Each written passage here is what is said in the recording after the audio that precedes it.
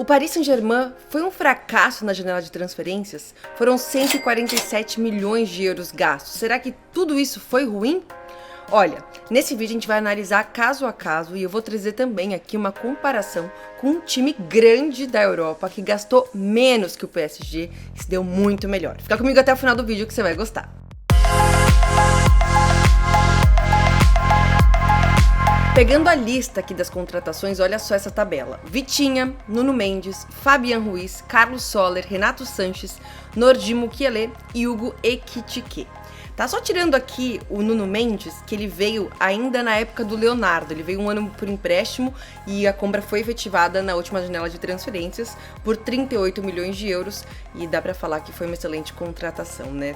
Então, Nuno Mendes a gente vai tirar dessa lista porque ele é de outra época. Temos o Vitinha, meio-campista do Paris Saint-Germain, que veio diretamente do Porto por 41,5 milhões de euros. Na primeira parte da temporada, o Vitinha parecia a contratação, o par perfeito para o Marco Verratti. Eles estavam voando, eu falava aqui em vários vídeos da dupla 2x Verratti e Vitinha, só que depois da Copa do Mundo parece um outro jogador. O Vitinha mostrou muito bom desempenho nessa primeira parte da temporada. Quando ele voltou da Copa, não sei se é porque ele foi pouco utilizado, se realmente alguma coisa aconteceu, mas o rendimento dele caiu bruscamente.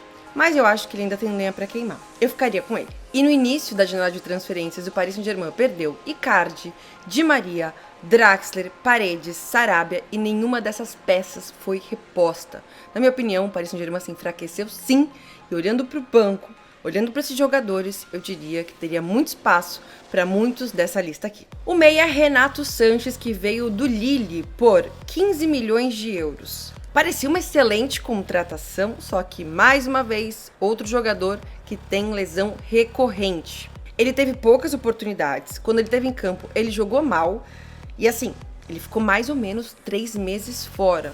Esse é um jogador que eu colocaria na janela de transferências e tentaria me desfazer, porque ele não é o perfil, ou não foi o perfil até agora, do jogador que o Paris Saint-Germain precisava no meio campo. O Paris Saint-Germain precisa de um volante, ali um segundo volante, com um perfil para ajudar o Marco Verratti e não o Renato Sanches, que a gente nunca sabe o que vai acontecer. E o Fabian Ruiz, que chegou do Napoli por 23 milhões de euros, o meia.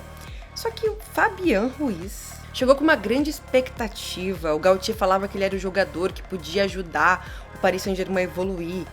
E assim, não foi o que aconteceu. Inclusive, quando teve a polêmica do pivô gang, que eu falei pra vocês aqui em outro vídeo, que o Mbappé não queria jogar de centroavante, foi a desculpa perfeita pro Galtier colocar o querido Ruiz dentro do time do Paris Saint-Germain e ele não correspondeu. Eu quero que vocês me citem aí 2 jogos bons dele, porque eu não encontrei. Hugo Ekitike, que veio por empréstimo do Reims. O Ekitike que já está sendo comentado nos bastidores do Paris Saint-Germain, que é um jogador extremamente difícil de lidar, de conviver no dia a dia. Ele está excluído no elenco do Paris Saint-Germain, é como se ele se achasse mais do que os outros, sendo que é um jogador jovem e ainda tem muita coisa para provar. O Ekitike demorou um pouco para engrenar, né? Hoje ele tem 19 jogos no Paris Saint-Germain, 3 gols e 3 assistências, mas acho que é um atleta que o Paris Saint-Germain vai ter que, de repente, emprestar, se for comprar, se desfazer, porque efetivamente pode criar mais problema no vestiário do Paris Saint-Germain e é tudo o que o clube não precisa nesse momento. Mukiele veio do Leipzig por 12 milhões de euros. Ele veio a princípio para ser o reserva do Hakimi na lateral direita, mas ele preferiu jogar como zagueiro. Só que a inconstância dele por conta das lesões atrapalhou bastante. Quando ele tá em campo, ele não chega a decepcionar, mas a gente não tem ainda um parâmetro para falar se ele pode ser um sucesso ou não no Paris Saint-Germain. Ele se machucou em janeiro, na coxa, e ele voltou para ajudar essa questão da falta de zagueiros. Ele voltou no clássico contra o Marselha dia 23 de fevereiro.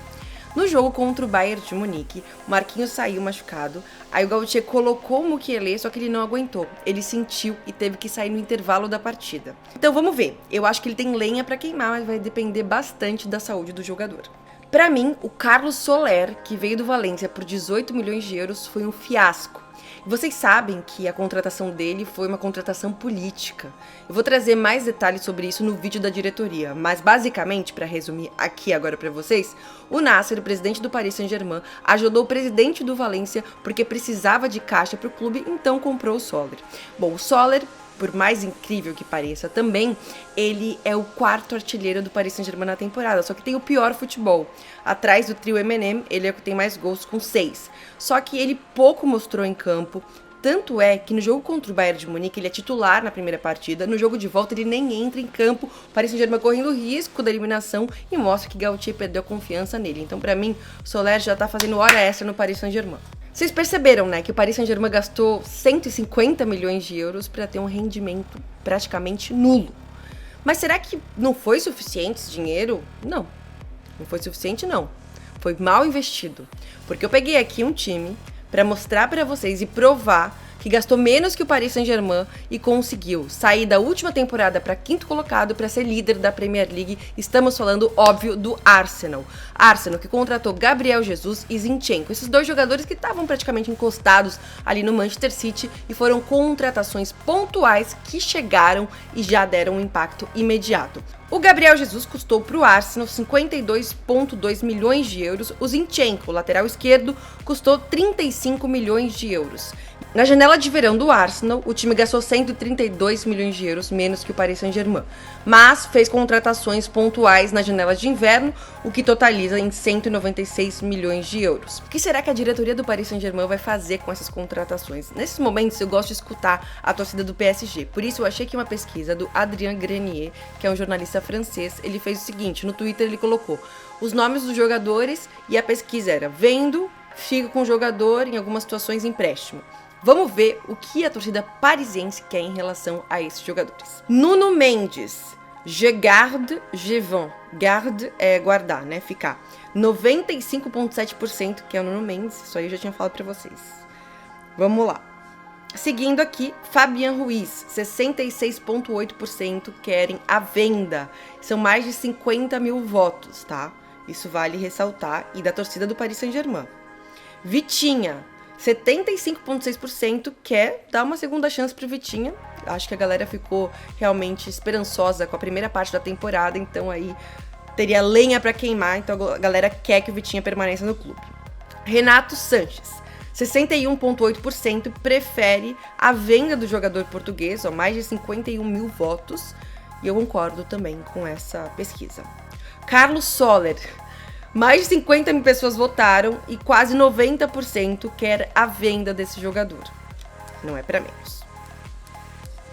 Ekitike ganhou aqui empréstimo.